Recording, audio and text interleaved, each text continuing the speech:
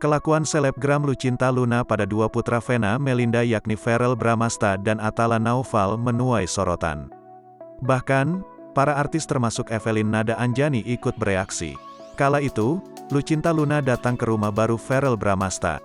Nah, dalam kunjungan itu, Lucinta Luna memeluk Atala dan Verrell yang ada bersamanya. Cara Lucinta memeluk keduanya itu jadi sorotan. Awalnya, Lucinta Luna memeluk Atala Naufal. Dia terlihat memeluk Atala semaunya.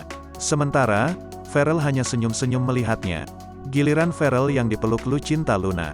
Aksi pelukan ke Verrell juga persis seperti yang dilakukan pada Atala Naufal. Giliran Verrell yang dipeluk Lucinta Luna. Aksi pelukan ke Verrell juga persis seperti yang dilakukan pada Atala Naufal. Namun, entah sengaja atau tidak tangan Lucinta Luna disorot.